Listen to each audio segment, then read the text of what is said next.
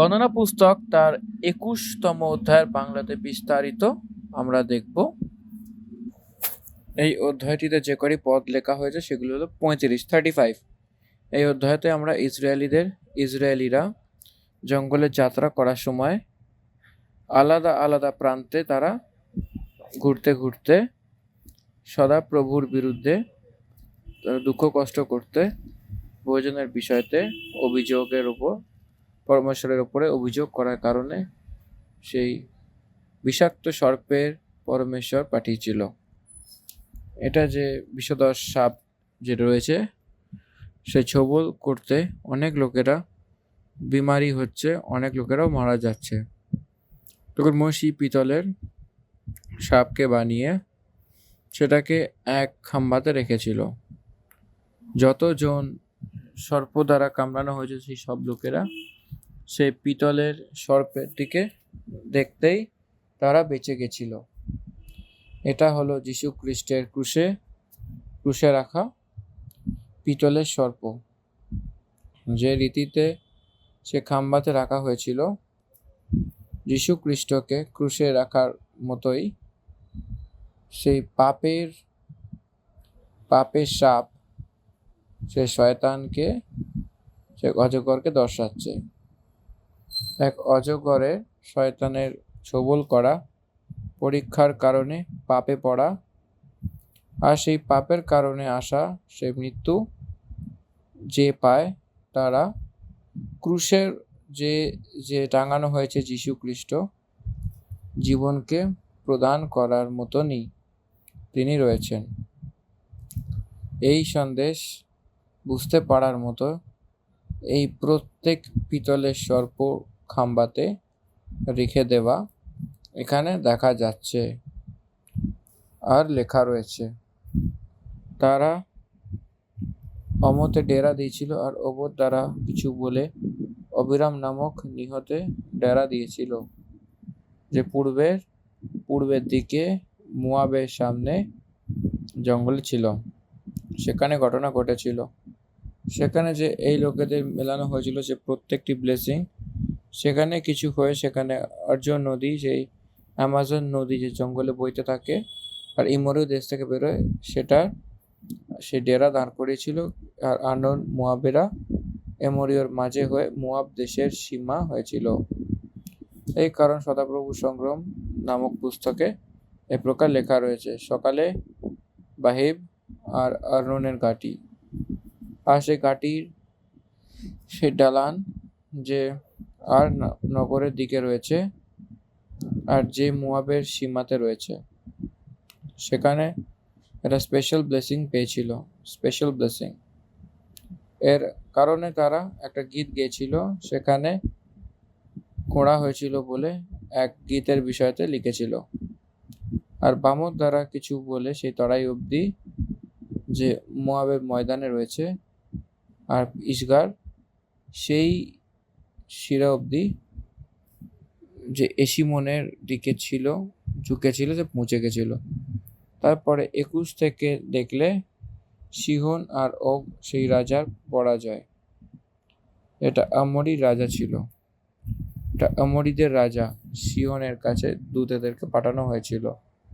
এই সিহন রাজাও যেরকম এর আগে আমরা ধ্যান করেছিলাম যে এদম রাজা যেতে দেয়নি, সেরকমই এই সিহন রাজাও যেতে দেয়নি। কিন্তু সিহন রাজা আর সব সেনাদেরকে ইসরায়েলিরা সংহার করেছিল, অর্থাৎ তার উপরে জয় পেয়েছিল। সিহন ও তার পুরো রাজ্যতে যুদ্ধ করে জিতে গেছিল, আর সেই সব লোকদেরকে জিত পেয়ে, তাদের উপরে বিজয় পেয়ে সেখানে থাকতে লেগেছিল। তারপরে আমরা 31 পদ থেকে দেখলে তো আমরা সেখানে যতই লোক ছিল, সেই সেখানে ভাসানের রাজা ওক ছিল, আর তাকে সামনা করে তার থেকে লড়তে সেসব সেনা সমেত এদ্রেইতে বার করে এনেছিল। তখন সদাপ্রভু মুশিকে বলেছিলেন তাকে ভয় পেও না, কারণ আমি তাকে সব সেনা আর দেশ সমেত তোমার হাতে করে দিচ্ছি। আর যেরকম তুমি এমোরিয়রের রাজা হেশবোনবাসী সিহনের সঙ্গে করেছ, সেরকমই তার সঙ্গে করবে বলে সদাপ্রভু এখানে বলেছেন। তারা তাকে ও তার পুত্র ও তার সব প্রজাকে, এমনকি মারারি সেই কেউই বাঁচতে পারেনি, সেখানে কেউই বাঁচতে পারেনি, আর সে তার দেশের অধিকারী হয়ে গেছিল। তো এখানে এক যে পাষাণের রাজা ছিল, সে আর সিহন হোক, এই দুজনে এমোরি লোকদের রূপে আমরা দেখতে পাই। এমোরিয়রা অনেক ওয়ারিয়ার স্পিরিট বলে ছিল। তাদের উপরে জিত পাওয়া ইজি কথা নয়, কারোর দ্বারা সেটা হয় না। এই জন্যে জেহোশুর গ্রন্থতে আমরা এক স্ত্রী দেখতে পাই, একজন বেশ্যা রাহাব। তো সে যখন কথা বলে, সে কথা বলার সময় এমন বলে যে ইসরায়েলি লোকেদের পরমেশ্বর তার জীবনে যে কার্য করেছিল, যখন সেই কার্যকে আমরা শুনি তো আমাদের মন গলে যায় বলে বলেছে। আর সে এটাও বলেছে যে সিহনকে আর ওকে যে নিজেদের মধ্যে যা করেছিল, সেই কথাকে শুনে আমরা বুঝতে পেরেছিলাম আপনার পরমেশ্বর কতটাই না মহান বলে সেই স্ত্রী বলেছিল। এই জন্য 21 অধ্যায়তে মহান শত্রুকে ইসরায়েলরা জিতে নিয়েছিল, সে কেবল পরমেশ্বরের সামর্থ্য দ্বারাই। এটা আমরা প্রমুখ রূপে দেখতে পাই। প্রথম পদ থেকে আমরা ধ্যান করব। 21 অধ্যায় প্রথম পদ থেকে,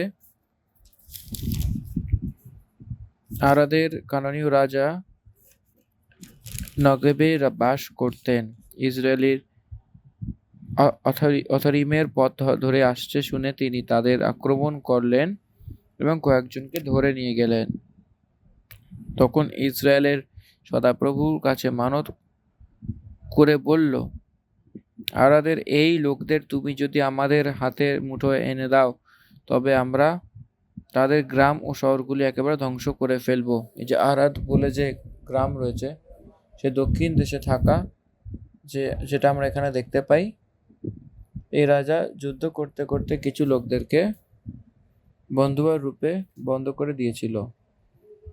ইসরায়েলিদেরকে কোনো বন্দিতে রাখতে নয়, কারণ ইসরায়েলিদের মধ্যে একজনও যদি নষ্ট হয়, সেটা পরমেশ্বরের ইচ্ছা নয়।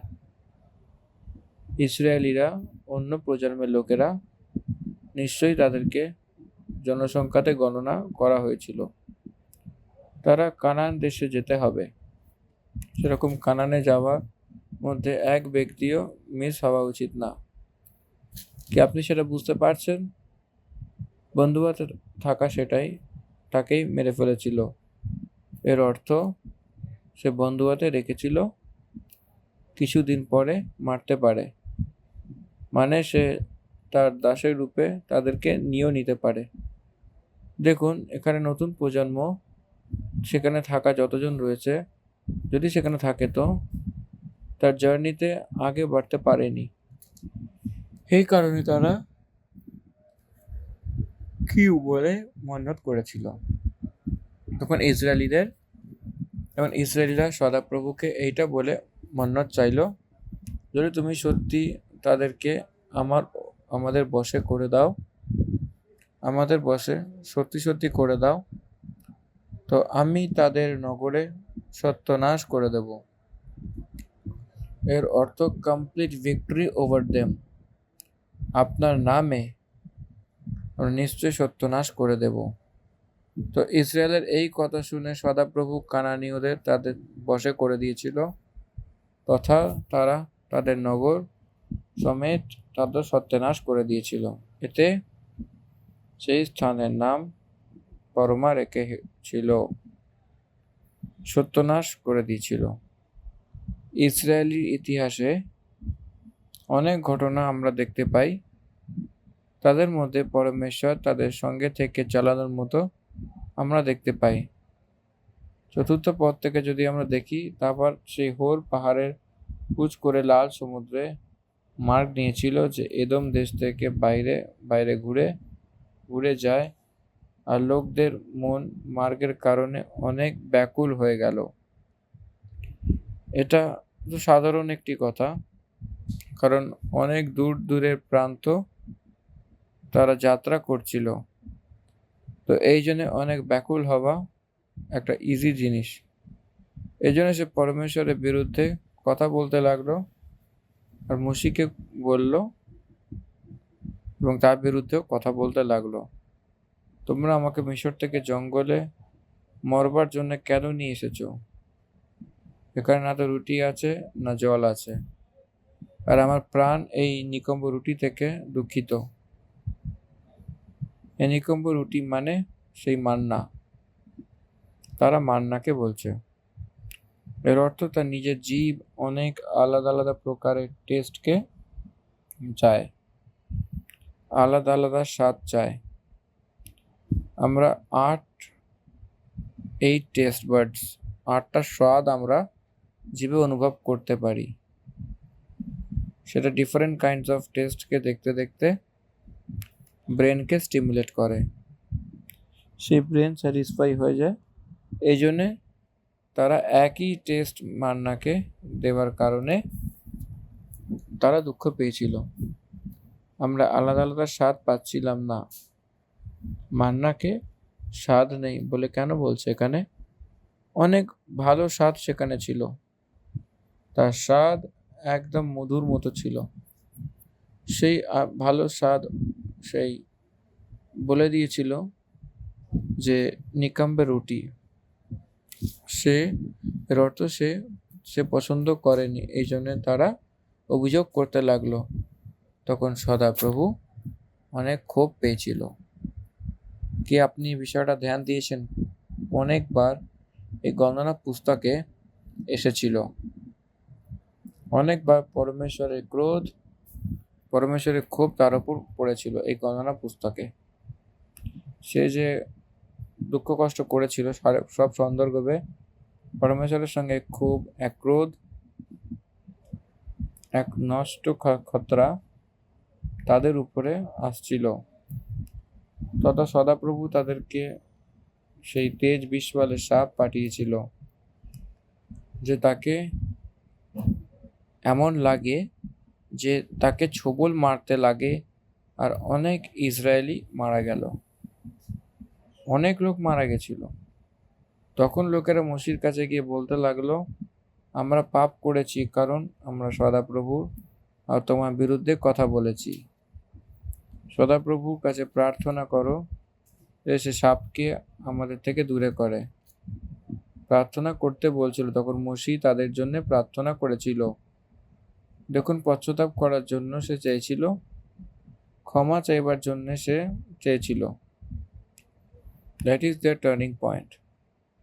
সব মানুষ পাপ করে, সব মানুষের উপরে পরমেশ্বরের ক্রোধ বাড়বার জন্য পড়ার জন্য অনেক তৈয়ারির সঙ্গে ছিল, কিন্তু পশ্চাতাপ করাকে ক্ষমা করে দেয়। সেই ক্রোধ দ্বারা আমাদেরকে বাঁচাবে।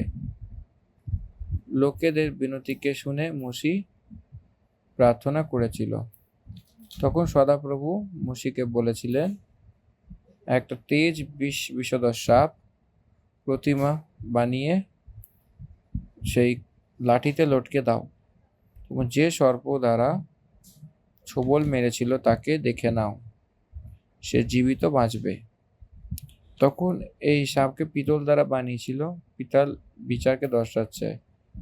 হয়তো আপনি এটা জানেন, এই অধ্যায় শুরুতেই আমি একবার বলেছিলাম যে যীশু খ্রিস্টের উপরে মানুষের বিচার, মানুষের প্রতি আসা বিচার, মৃত্যু, সেই মৃত্যু তার উপরে সপা হয়েছিল। এই জন্য মানুষেরা পরমেশ্বরকে বিচার করার মতো হওয়া, মৃত্যু, নরক, সে পরমেশ্বরের শরীরের উপরে দেওয়া হয়েছিল, তার উপরে সপা হয়েছিল। এই জন্য যীশু খ্রিস্ট প্রভুকে ক্রুশে দেখার লোক, অর্থাৎ প্রভুকে ক্রুশের উপরে দেবা বিশ্বাস করা লোক উদ্ধার পাবে বিচারকে করেছিল। এই জন্যে এই পিতলকে ব্যবহার করে বানানো একটা সাপের রূপে দেখা যাচ্ছে। তখন সাপের ছোবল মারার মধ্যে যে সেই পিতলের সাপের দিকে দেখেছিল সে জীবিত বেঁচে যাবে। দেখুন, মানুষের পাপে পড়া সেই শয়তান সে অজগরের সমান ছিল, আর সে যেটা চুজ করে নিয়েছিল সেই হাতিয়ারও সাপই ছিল। আমরা আদি পুস্তকের 3 অধ্যায়তে সব দেখতে পাই। হওয়ার সঙ্গে কথোপকথন করার সময় শয়তান যে কার্য করেছিল সেই চুজ করার জানোয়ার ছিল সাপ। সো এই অধ্যায়তে ধোঁকা দেওয়ার মতো দেখা যায়।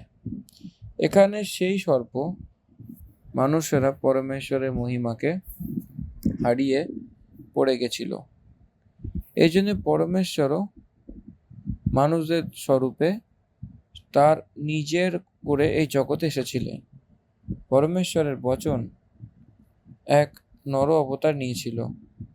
ইব্রানীদের পত্রী 2 অধ্যায় তার 4th পদ যদি দেখি, 15 পদ, সেই প্রকার সন্তান লহু আর মাংস হয়েছিল। এই জন্য সেও লহু আর মাংসে সামিল হয়েছিল বলে এখানে বলেছে। এই জন্য এখানে পিতলের সাপকে ব্যবহার করেছিল। পিতল বিচারকে দর্শাচ্ছে। সে সর্প যে শিক্ষা পাওয়া ব্যক্তি ছুটকারা পাওয়ার জন্য যীশু খ্রিস্টের তার শরীরে ধারণ করার মতোই পরমেশ্বরই নেমে এসেছিলেন বলে এখানে গ্রহণ করার জন্য দেখা যাচ্ছে। এই জন্য মসি পরমেশ্বরের সেই বিধি অনুসারে সেই সর্পকে বানিয়েছিলেন। তখন সে পিতলের সাপকে যতজন ধ্যান দিয়ে দেখেছিল সেই সব লোকেরা জীবিত বেঁচে গেছিল। তারপরে তারা আবার যাত্রাকে আগে বাড়িয়েছিল। ওভর থেকে তারা অনেক কিছু জিজ্ঞাসা করেছিল। আবারিম নামক তিহতে ডেরা দিয়েছিল, যে পূর্ব দিকে ছিল। মোয়াবের সামনে সেই জঙ্গলে ছিল। সেখান থেকে কুচ করে সে জেরেদ নামক নালাতে ডেরা দিয়েছিল। সেখান থেকে খোঁজ করে সে আর্নোন নদী যে জঙ্গলে বইত সে এমোরীয় দেশ থেকে বেরোতো। তার পল্লী আর ডেরা দাঁড় করিয়েছিল, কারণ আর্নোন মোয়াবিদের আর এমোরীয়দের মাঝে হয়ে সে মোয়াব দেশের সীমা হয়। আমোরীয়দের মোয়াবীয়দের সেটা একটা সীমা আর্নোনের কাছে এসেছিল। তখন কি হয়েছিল যে তাদের ইতিহাসকে মনে করাচ্ছিল। 4th পদ থেকে, এই কারণ সদাপ্রভুর সংগ্রাম নামক পুস্তকে এই প্রকার লেখা হয়েছিল যে সকালে বাহিব আর আর্নোনের ঘাঁটি এবং সেই ঘাঁটির দালান যে আর নামক নগরের দিকে রয়েছে, যে মোয়াবের সীমাতে রয়েছে। 2য় অধ্যায়তে এলিয়া ভবিষ্যৎবক্তা বাউন্ডারের দ্বারা এলিয়া ভবিষ্যৎবক্তা স্বর্গলোকে গেছিল। সেখানে আমরা দেখতে পাই সে আগুনের রথ, সে আগুনে ঘোড়ে সেখানে নিয়ে গেছিল বলেই লেখা ছিল।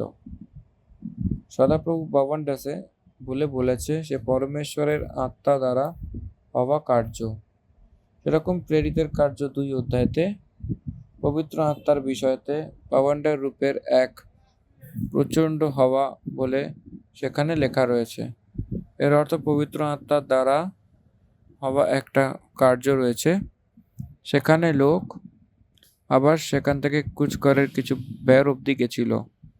সেখানে সেই কুয়ো রয়েছে যার বিষয়ে সদাপ্রভু মসিকে বলেছিল তাদেরকে একজোট করো আর আমি জল দেব। মসি যে বলেছিল সে কুয়ো সেটাই।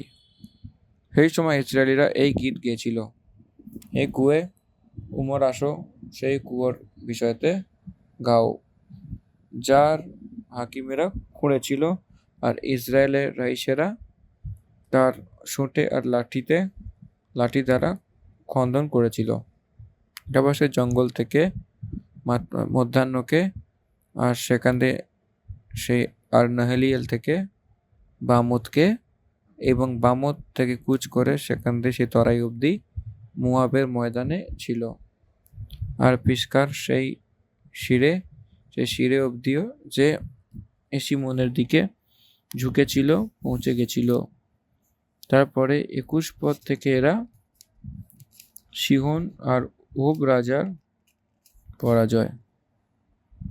21 পদ থেকে দেখি, ইসরায়েলিরা ইমরীয়দের রাজা সিহনের কাছে লোক পাঠিয়ে অনুরোধ করল, আপনার রাজ্যের মধ্যে দিয়ে আমাদের যেতে দিন। আমরা রাস্তা ছেড়ে কোনো জমির মধ্যে বা আঙ্গুর খেতে যাব না, কিংবা কোনো কুয়া থেকে জলও খাবো না। আপনার রাজ্য পার হয়ে না যাওয়া পর্যন্ত আমরা রাজপথ ধরেই চলতে থাকব। এই বিষয়টা আপনারা আন্ডারলাইন করুন আপনাদের বাইবেলে। 21 আর 22 পদ দেখব। তো এখানে সিহন ইসরায়েলিরা তার দেশ দিয়ে যেতে দিল না, কারণ সিহন একটা মূর্খ। সিহন এক রাজার সমান দেখাচ্ছে, তাকে মহান সেনাও ছিল, বরং তো সব সেনাকে একজোট করে ইসরায়েলের সামনা করতে জঙ্গলে বেরিয়ে এসেছিল। আর এখানে যহোশকে এসে তার সঙ্গে লড়াই করছিল। তখন ইসরায়েলিরা তাকে তলোয়ার দ্বারা মেরে ফেলেছিল। আর আর্নোন থেকে এবক নদী অবধি যে আম্মনীয়দের সীমা ছিল, তার দেশের অধিকারী হয়ে গেছিল। আম্মনীয়দের সীমা দৃঢ় ছিল, এমোরীয়দের সীমা দৃঢ় ছিল।